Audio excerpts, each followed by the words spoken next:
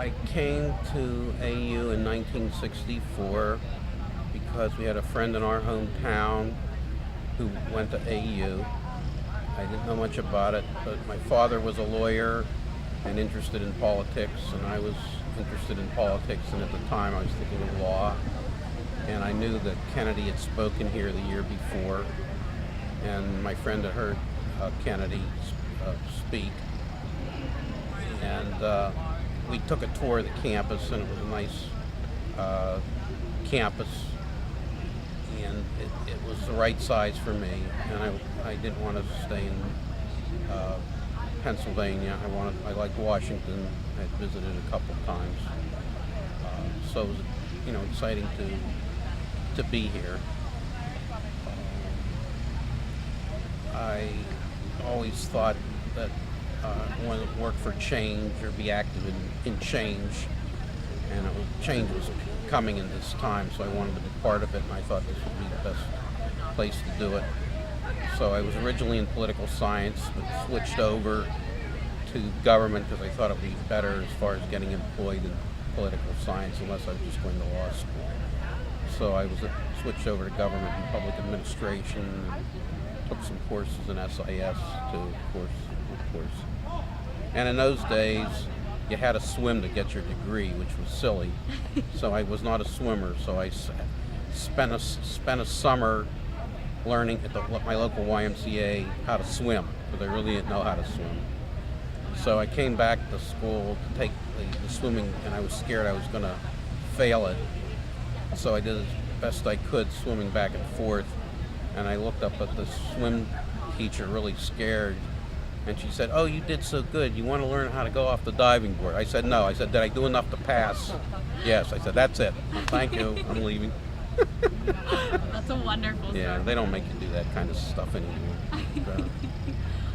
So what was it like to be a student during this period? Okay, well, when I started, it was still a pretty conservative school. I think it was the last year they made you wear beanies, and somewhere in my garage I have a beanie, and you had to do what the upperclassmen told you to do. I think that was the last time they ever did that kind of silly stuff. And the exciting part was we played a flag football game, the seniors, the upperclassmen versus the freshmen, and we were very happy because we beat the upperclassmen, and they weren't happy about it in the flag football game. So we liked that. Contrary to what some people believe, before '66 or so, it was still a pretty conservative campus in a lot of ways. Methodist school, still fairly strict. The Methodist church, still, you could feel the air of it, the personalities and so forth. And Hearst Anderson, I think, was president, and he was a very nice man. I had met him at some receptions. And I got active in Hillel.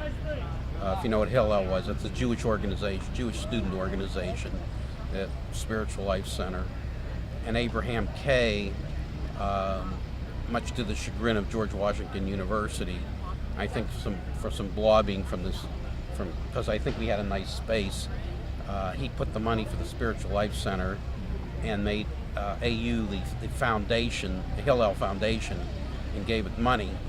As I understand it, much to the chagrin of George Washington, who felt that they should be awarded the foundation, and we were. So there was some upset people at George Washington Jewish community. But I was active in the Hillel, which is the Jewish student group. I was active in the what were at that time called the Young Republicans. I think it's the College Republicans now. But we were in it was a different kind of Young Republican Party then. You had moderates. I don't know if you ever heard of Everett Dirksen. The senators back then, they were liberal Republicans. We had people on campus that later became very active in politics, and even in the White House. Marty Gold became very important in work in Republican politics. Dennis Alpern, who I was with, we had a group, Mike Raza, people like that I knew. I also remember there was later on in the '60s a lot of activity. For example, I don't know if you ever heard of George Lincoln Rockwell. He was head of the American Nazi Party. You familiar with him at all? No, I'm not. And he tried to come on campus, and we made a lot of protests when he was here. I don't know if he was even able to speak. He was supposed to speak on a Friday night, and I think there were so many protests, I don't think he even finished his talk, or did his talk. They did have a march on the Pentagon from here in 1967. I don't know if you're aware of that. And I didn't go, but I mean, it was a lot of people did go to that. And I didn't go to this, the inauguration of Lyndon Johnson. I should have gone down, but I didn't go down for it. But so that was an exciting time. And then civil rights. And then toward the end of my time here, everybody was worried about Vietnam, getting drafted. Fortunately, I was from a town where there was in western Pennsylvania, where a lot of people supported the military, and it was employment for them. So I was so far down, I would have never been drafted. My father was on the draft board or selective service, but that didn't matter. I still wouldn't have gone. But a lot of these other people were from places where they would have been drafted. And for example, a friend of mine from high school, he didn't go to AU. He was Jewish, but he decided to teach at a Catholic school so he wouldn't get drafted. He knew nothing about Catholicism, but just to get out of the draft. And Jerry Williams, who was here today, I don't know if he spoke to you or not, he went to Canada rather than be drafted, and still lives in Canada. But there were other people that were in the, very gung-ho military. A lot of conservative people were here. There were issues here about the government putting people in the dorms. I don't know if there was some publicity about that, to see who was smoking marijuana or drugs, and we didn't know it. It came out they didn't want it, that AU was working with the federal government, stuff like that, secretly working with them. So there was a lot of upset about that.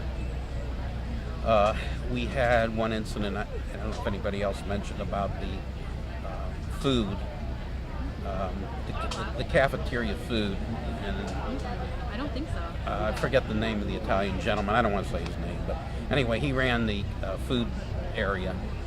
And there were so many, I didn't think the food was that bad, but there were so many complaints about the food that we protested, and he had our freshman year, and they cut the contract with him, to make a long story short.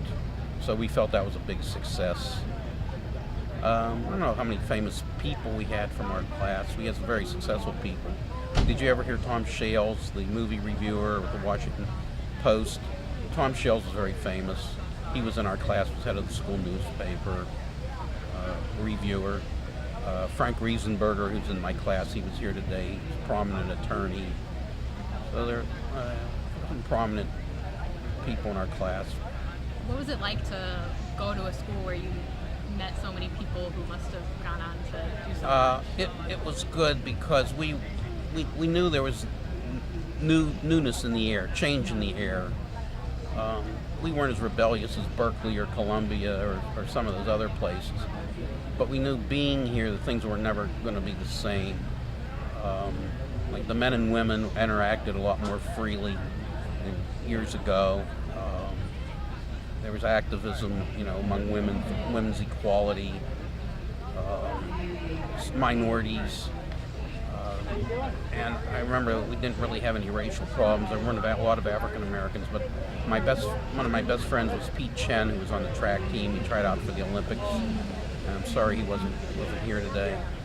We also had some sadness. We had a young man named Finkelstein, who I knew very well, and he committed suicide. I think while he was a student here, maybe his senior year. So that was very sad. And there were some people that left because of grades. I remember I worked on the desk in the dormitories, and one of my supervisors wasn't there one day, and it turned out he partied too much and they expelled him from law school.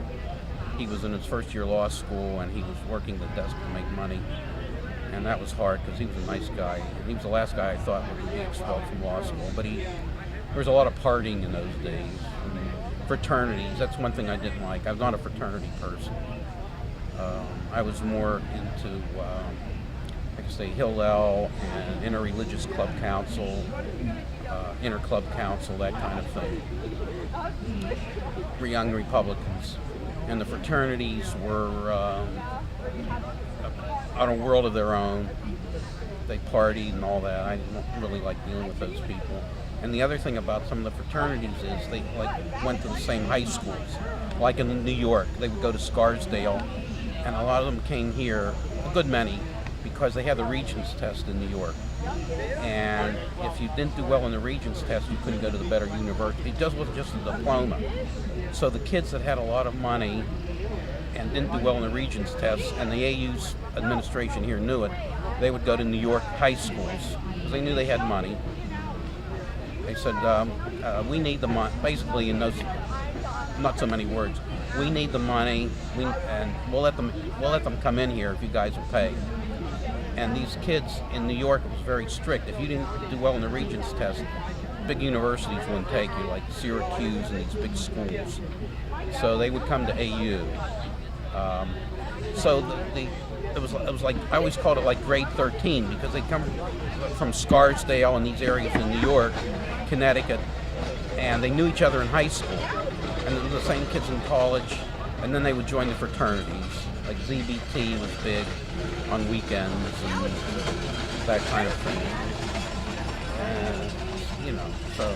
Was there an obvious division on campus Yes, then yes, between? yes. The fraternity kids had the status. They stuck together. They party on Saturday night.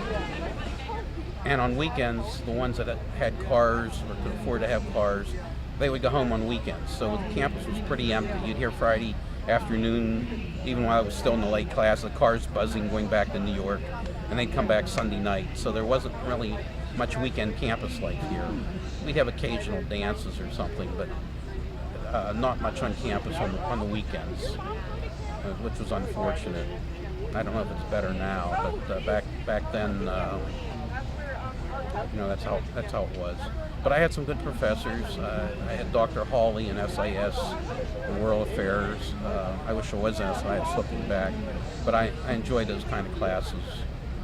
Dr. DeBacco in the history department, and he had to be good because we were in a background class of about 100, 150 in Hearst Hall in the morning, and it could be very boring, an introduction, but he taught Reconstruction history, and he was very exciting and interesting to listen to. So I enjoyed that. I didn't enjoy the science at all. I was required to take some science classes, biology and some other stuff like that, chemistry. I had Dr. Haddad, I think, for chemistry or biology. She was very good, but I just never got into science. That just wasn't my thing. Is there anything in particular from your experience at AU that you feel like you really carried into your life? Yes. My interest in politics, my interest in change, my interest in rebellion. I mean rebellion in a good sense, that not accepting the status quo. I always ask why, or why are we doing this? I don't always get the best answers. Why is the structure like this? It doesn't make sense. I learned the question. And I remember, I don't know if anybody else brought this up with you, Dr. Scott. He was I believe, an English professor.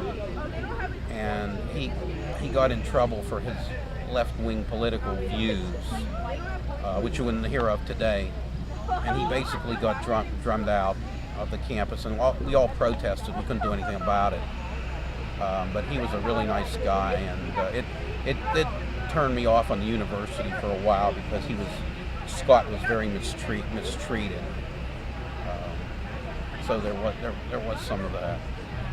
So you mentioned earlier that the first couple years here you feel like it was more conservative, and it was more conservative, and a lot of people, even through the 60s, a lot of, not just here, were conservative. I think some people get the image that there was change. No, there wasn't change everywhere, every place. There were a lot of very conservative areas. There was a lot of pushback. That's one reason Nixon got elected in '68. And Phyllis Schlafly and all these people, the reason the Equal Rights Amendment wasn't passed, because the power structure was afraid and there was a lot of pushback. And the civil rights gave an excuse for the conservatives to push back on crime and everything like that. And the drugs, that represented, goes back to the late 30s, of prohibition on marijuana, because all the fear on drugs and stuff like that was an excuse to maintain power structure. What was it like to see kind of like both sides of that social division? It was interesting because I came from a liberal Republican family. Called themselves Lincoln Republicans, way back to Lincoln's time. And, you could see both sides. You could see that if you had a complete breakdown or anarchic society, that there would be chaos. And, historically anarchists didn't want any government, but there was movements toward the SDS. We had a small SDS movement here, nothing like nationally. And communism, from David Dellinger from the 30s, that's still carried out. Abbey, I forget his last name, who died, but he, in the radical group, like that. And there was a little bit of that, but it wasn't very, very strong. You had my first couple of years here, you still had a conservative union group. I myself went up to New York City and campaigned for Nelson Rockefeller for president. And just to show you how times changed, one of the main reasons he didn't get the nomination is because he was divorced. Now, comparing all the things that happen now, that's not a big deal. But this was the 1960s still, and he lost out to Nixon and stuff like that. So I don't recognize the Republican Party today. It's changed so much. I just don't like what's going on with it. What career path have you followed since you left? I wanted to go into teaching for a while, social studies, but I found out teaching wasn't for me, and then I decided to go to library school. And I had some ups and downs educationally, but I finally got a good job with the government in Pennsylvania. And I worked at the state library there for about 36 years. As a reference librarian, and I finished up as a supervisor. And I enjoyed it. I enjoyed doing research. We did a lot of research for government agencies. And I was fine with that. Can't complain. I got a comfortable pension and medical benefits. So I never wanted to be a multi-millionaire. I was very happy with what I did. I got married and had a good son, and he's a graduate from here. So he graduated 2 years ago, and he's up in New York City working in public relations. He's a national account executive for Just for Men, Weber Shandwick, PR firm. So I have a good life. Happy.